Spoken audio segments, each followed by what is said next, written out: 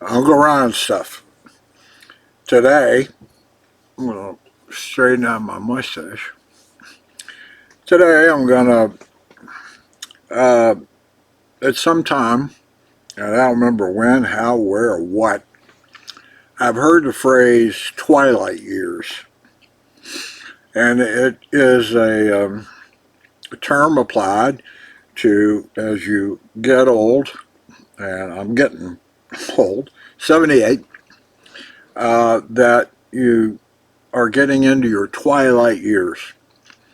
And I've started feeling that, so I thought I would talk about it.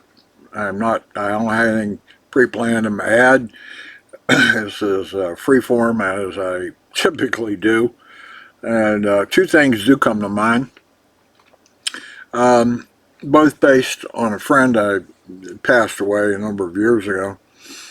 And he had gotten ill. And the one thing he brought up was that he had started having what was he considered called fatal doubts. And it's an awareness, I think, of your mortality. Um, I think most people it's not something humans I think walk around with on a daily basis. I hope not aware of your mortality. You are going to die. I think I read once that for every piece on the earth, there's been a person on the earth. There's been like 10. So there are 10 ghosts for every one of us. And fatal doubts. That's like I think most people. I'm just going to live forever. I don't I'm in good health. I can do what I want. I go where I want. Blah, blah, blah. But I think it creeps in on you. You know in your mind that, they celebrate on TV. She's 115, 118. The oldest person in the world is such and such 118. That's it. No Methuselah living 800 years or anything like that.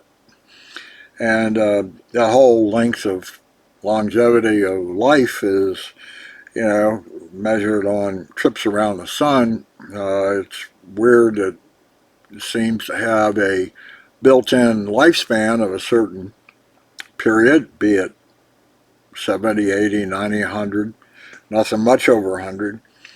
But at some point in time, fatal doubts come in. You know it's a reality. And at your age, it's not going to be real long. I mean, I had some medical work done recently, and part of it was the cholesterol that clogs up everybody's arteries. Just occurs. Uh, the extent of cholesterol buildup can vary from person to person, but they, based on your age and your blood pressure and blah blah blah blah blah, they come up with a longevity percentage, and they say, what's the chances of you having a cardiac event in the next 10 years? And in my case, it's 50%. And I started thinking about it, and that's really not bad at all, thinking about it. I mean, come on. At 78, 50% chance of a cardiac event in the next 10 years, only making me 88 years old. I had read once in most critical time for heart attacks, the most common period is for a man between their 45 and 55 or 60. That's when they really typically occur. And I made it through that period. My father did not. I have some uncles and my grandfather as well.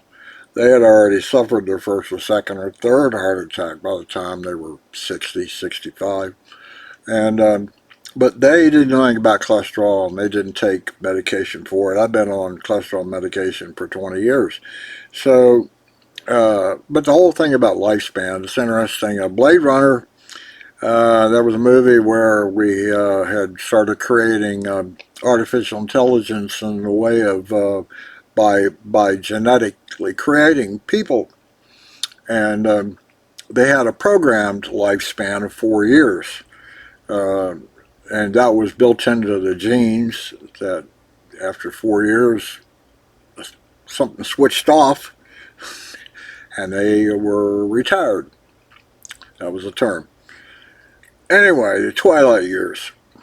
Um, the other thing that came to mind I thought was funny in a way, and that it links into what I'm going to talk about, is that there was an old joke about I think it was a chemistry professor or some kind of geek in chemistry who wore snowshoes all the time because he knew how much space was between all the atoms. And there is a lot more space than there is actual matter, if you will.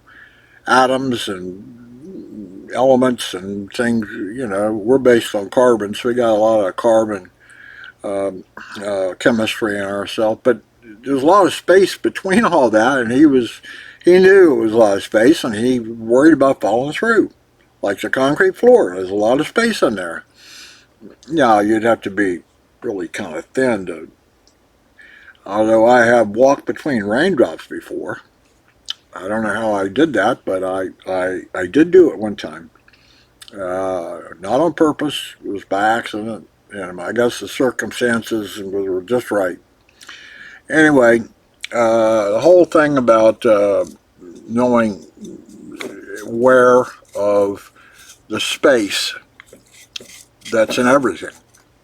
The matter is not solid, that has massive amounts of space between anything we could qualify as solid.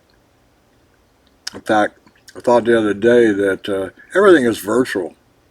It hadn't occurred to me. Everything we see and we are all just virtual. Virtual depends on the time period you're talking about.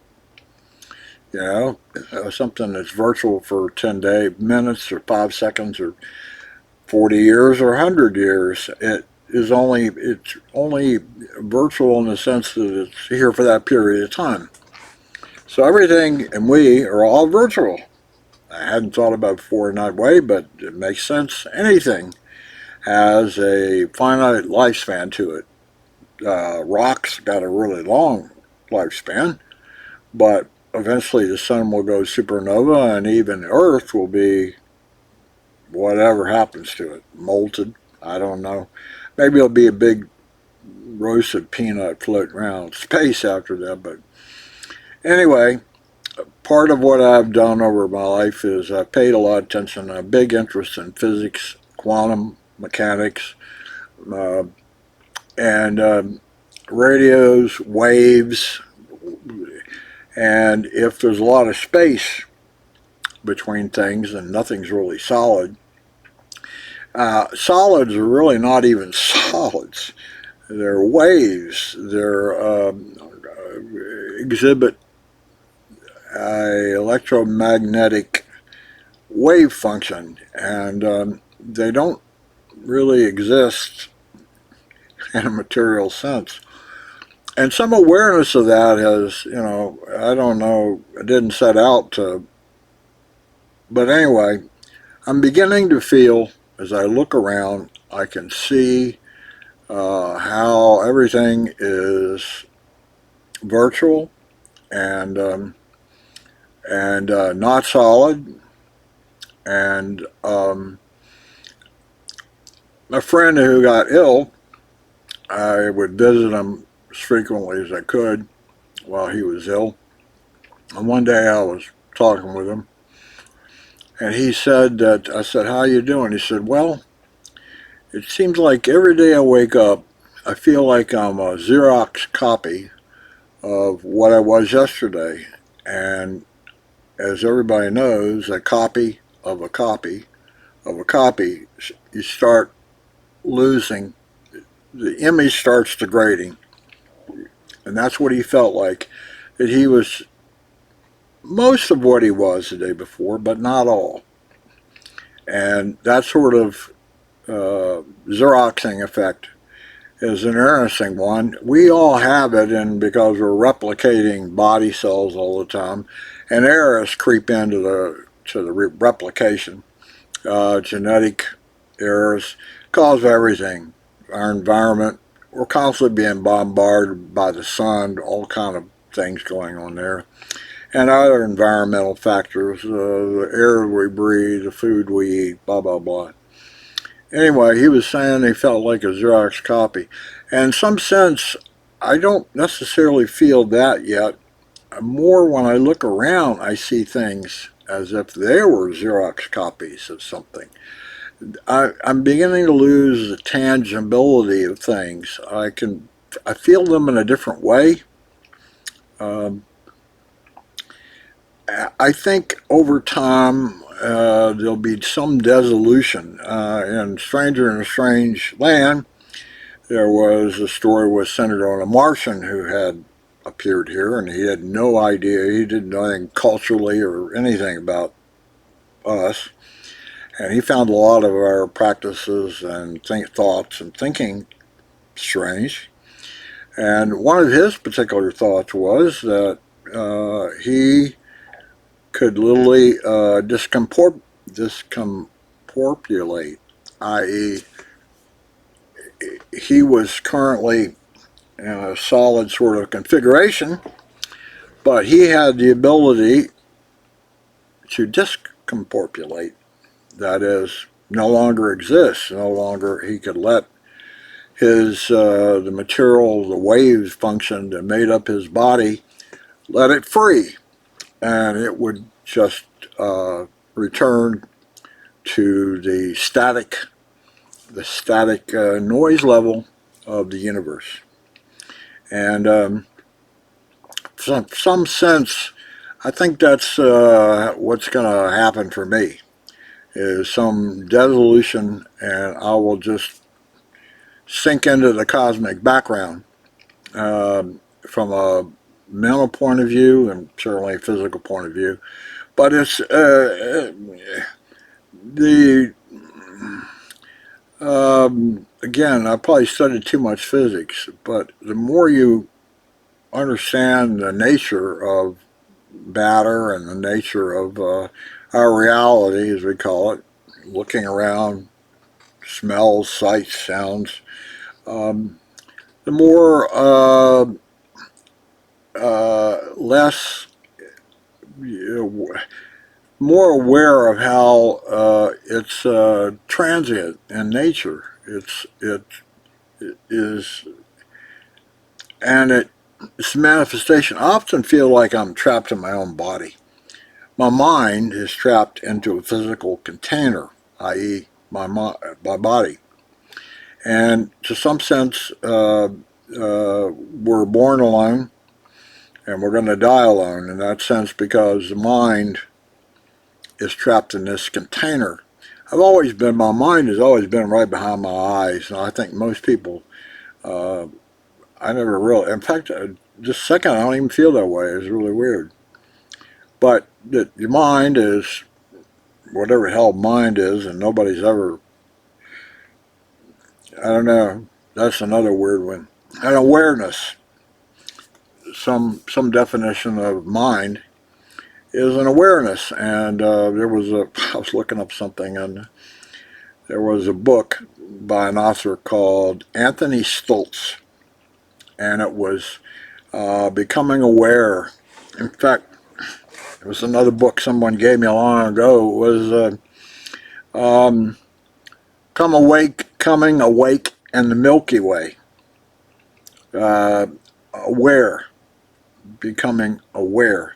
And aware is one of those stranger in a strange land terms where he grokked things. And grokking was beyond sight, sound, taste. It was where you created a strong link with whatever it was, be it material or a concept. You really, really understood it, that it became a part of you and you were a part of it all the time. And grokking was always a concept that appealed to me, again, because of the electromagnetic environment we live in. We are electromagnetic beings swimming in electromagnetic soup that varies, oscillates, changes all the time. And I don't know why it it's so striking to think that eventually we would just not, the energy of that would not meld back into the pool. The other way to think about it is that you're a droplet of water in a big river, and for you're independent. I'm not trapped in a body, but I'm in the body of the river, which probably has various religious aspects to it, but nonetheless, twilight years. I can see and feel them coming on, partly as a physicality, of course, but that's not what I'm hinting at. I'm hinting at like some mental awareness of things changing, and the strength of reality around me is beginning to dim, which I think is the twilight issue. The strength of reality around me is beginning to dim in brilliance. Part of it, I think, is because I understand, grok something about reality. It could be wrong, it could be that everybody experiences it and know what I'm talking about, or it's a whole new concept for people. I don't know. Anyway, underneath all that is how I feel about it. How about fatal doubts, and how about discorporate and not being here? I've talked about it before, and there's two major concepts that I go back and forth on. And one is, it's the whole definition of heaven or afterlife. The afterlife, that's an interesting concept in itself. Let's just assume there is. Okay, there's two versions of it. One is that, like, if we are literally energy and encapsulated form for some virtual period of time, then when we discombobulate, we lose the physical body, we join back into the electromagnetic spectrum, the soup that the river that we're part of. And one school of thought is that you take something from this existence with you back into that pool of energy, and you enhance your experiences, enhances the total pool. And it can be shared, and there's a community, and everybody shares that, the good, bad, and the ugly. And it somehow helps raise the total awareness of the river that we're all in, or the ether environment that is transient and only here while you're here. Or the other way is that you do not take anything with you, and that you do not take anything, and by doing so you can feel you are not separated from the purest of energy state, that you don't taint it in any way, and by doing so you are in fact one again. You're not a separate molecule in that river. You something else. You're the river. You're part of the river. So and religions have various ways of talking about it. The Buddhists, I think, those are the guys that say that you can't get back in heaven if you haven't let go of your ego. And that's where you would be taking stuff from your life and experiences with you. And I can see how that would be really hard if you're on the threshold of, I don't know, in some sort of state where you still have some awareness of this sort of reality, and now you're going into a different kind of a reality. And you wouldn't want to give up. Look, it took me 70, 80 years to get all this stuff. It defines who I am. And I don't really want to give that up. And so the Buddhists, if you can't give it up, then you have to go around the circle of life again until you get clean enough that you don't hang on to the self-definition when you're about to jump back in the river of of, I don't know what you call it. Anyway, I hope this is making sense. I'm getting some of the things that I thought about out. It's getting real long now. But Twilight years. I will acknowledge the awareness of it. In fact, the other day it was weird. I was putzing around. I was out. I don't go out much. And it was the first time I felt some people treating me as an old man.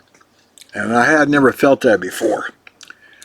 They were looking at me and treating me, and it tended to have a feedback loop on it. I think I, in fact, fell into an old man sort of way, which was weird. I'm not sure I cared for it, but it didn't seem unfamiliar on the other hand either. Not unfamiliar. Maybe it's going to happen more and more often. I always said that, if I could keep my mind, that would be the scariest thing. You start losing your mind. There's self-definition. That's what I am, my mind. I never was a big athlete, so it's not a lot of physical. My self-definition is not a lot of physical. Certainly I'm hung with male, white. I'm hung with various definitions. I was born into those definitions.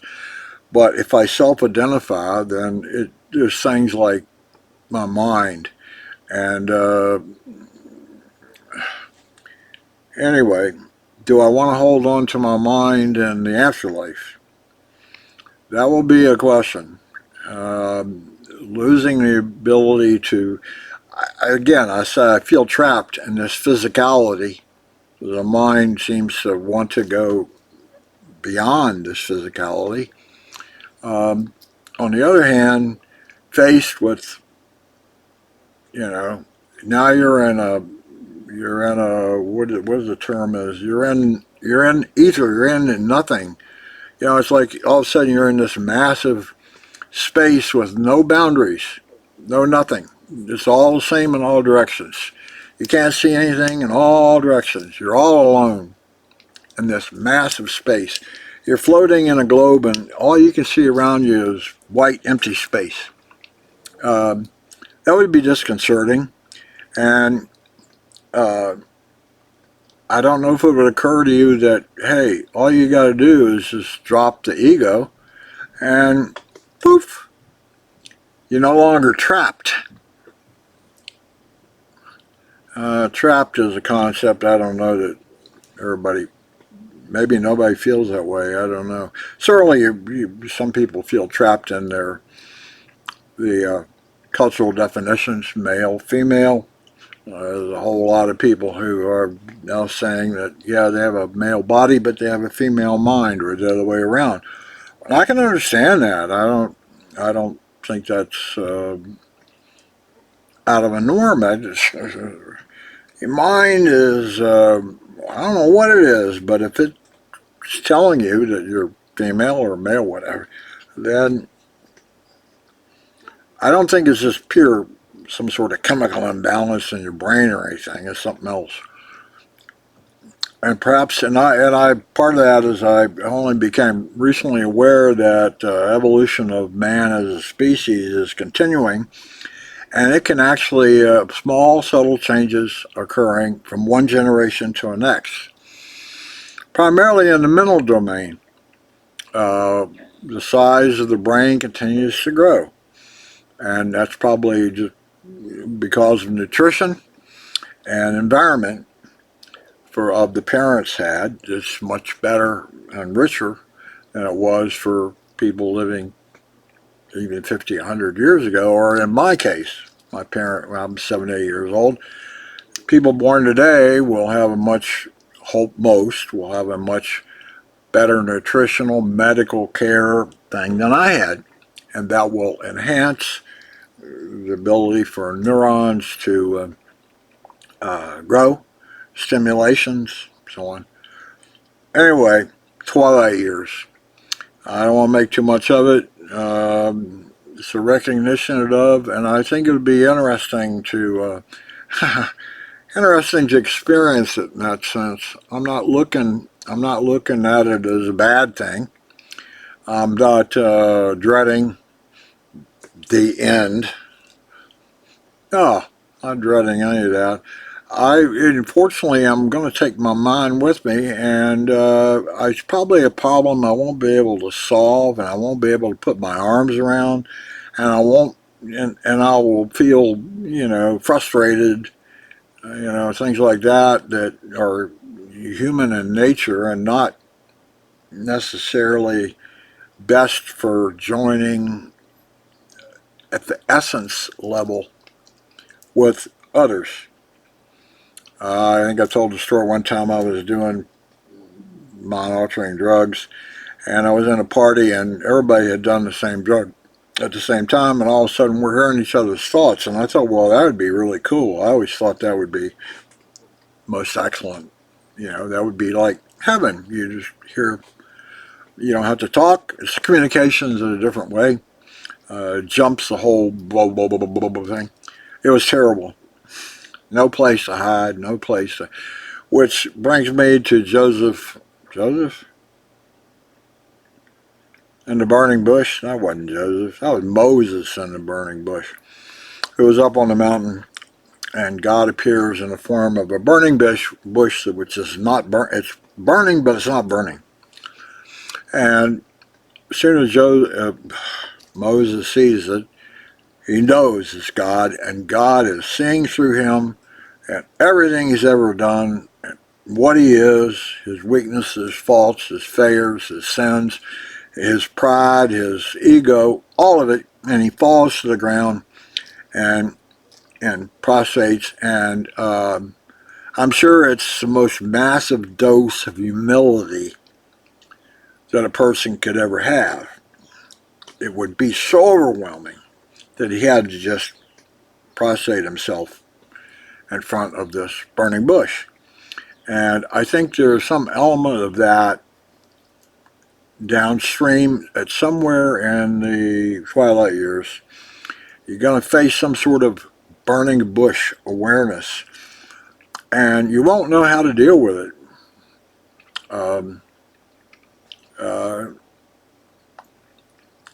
I don't know, maybe you'll feel guilty, maybe you'll feel bad, maybe whatever. Um, I think you just have to let it go. But I don't know, I don't know if I can do it. Letting go who you have been for so long, letting go what you know and have cherished or hated or loved or all that, letting all that go. Again, there's other philosophy says you take it with you, and it enhances the overall awareness of the universe. I don't know what else to call it. Anyway, this is Uncle Ron stuff, and I was talking about Twilight years, and probably not go back to it again. It's too long. But anyway, today is the 17th of December in 2024, and I hope you all have a good holidays. I don't even know if anybody's out there. I used to have a little radio transmitter, and I would talk to like 3 blocks, of AM radios around the neighborhood. So it's kind of like that. I don't know if anybody's out there in internet land or not, watching me and seeing me, and I don't know. Maybe for my own purposes. I've never understood, and I don't question. It's really dumb. Why do I do things? I'm beginning to think maybe the answer is all ego, and I never chalked that up. I thought my ego was in check, but maybe not. And maybe the Twilight years, and I've heard that you have some sort of, uh, I was taught to leave nothing behind. You go into the forest, and when you leave, there's no trace you've ever been there at all. That sort of concept is, I think, a valid one for me in just about every circumstances. Leave no trace behind. On the other hand, you hear about the word, and it's escaping my mind right now, where your legacy. That's the word, legacy. What legacy do you have? That you were here, that, well, a tombstone is, where you're buried. That's your legacy. That you were here. You were in this reality and space and time at one time. That perhaps the YouTube and media presence is nothing more than a legacy. That's okay. I mean, it would be weird if 5,000 years from now somebody's poking around through the massive database and cluster and working their way down through and run across one of these and from an ancient pre-man. Yeah, think of that. Good night, all.